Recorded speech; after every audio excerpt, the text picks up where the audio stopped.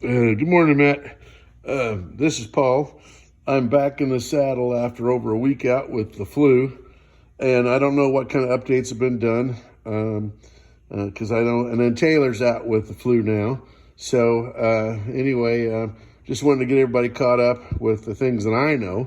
I don't know if he showed you that or not, but when we moved the seat back, then we had to move the fuel tanks back. When we moved the fuel tanks back, then this interfered with the tank. So we modified the tank, pressure tested it again, and you now have a slightly smaller tank, maybe a third of a gallon, almost nothing.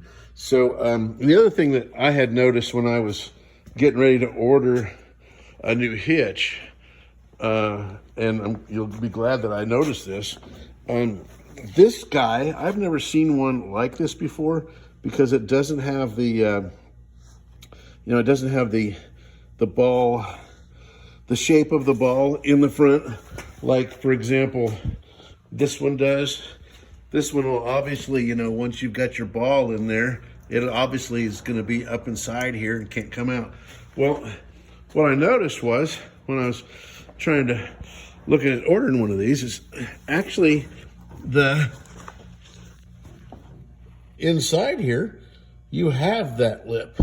You have exactly that lip inside here. It's built inside and you don't see it from the outside.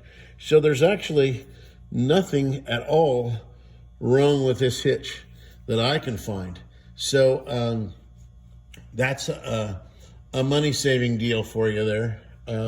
We're not going to need to do any kind of modification to this other than what we had talked about doing was a bow stop. And so I'm still planning on doing that. But that'll help you load. We'll do 2 uprights and we'll mount them off the side here. Off the side here, we'll do 2 uprights and we'll make them nice and wide so that when you hit it, if you happen to hit it hard, it'll absorb the shock and not damage your boat. So I think those are the 2 major updates. Your seat is being completed as we speak. It's been all adjusted. We actually took 1 inch out of the seat and 1 inch out of the center console that was in the back. Oh, one last thing is right here on the well, let's see if this little gray cap, that is where your tack drive was.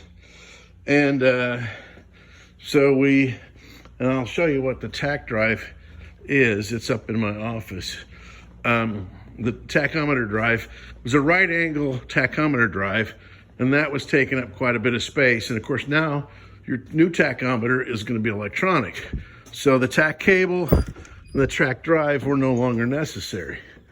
And there's the tack drive.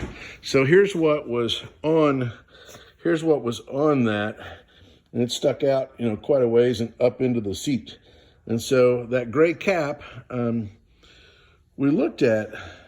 called the people that build the gearbox, and they said you need to replace the plate, that there was no such thing made to cap that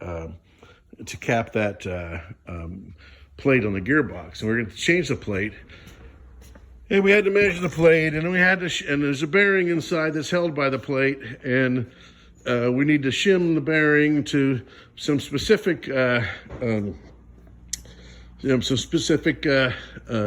measurements with a dial indicator, and so we thought, man, this is we can't even test once we really get done, and so anyway, my son being a Black Hawk helicopter mechanic, and here's the little gray cap we're talking about. You're looking at some antifreeze. We pulled this hose when we were working on the seat, so we could suck that antifreeze out of there.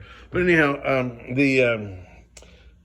he says, I know that they make a cover for those. And so we went to an aviation supplier, and $30 later, instead of $80 later for a cap and all kinds of labor, hours and hours of labor, $30 later we had a cap. So anyhow, that's the latest on on the temptress.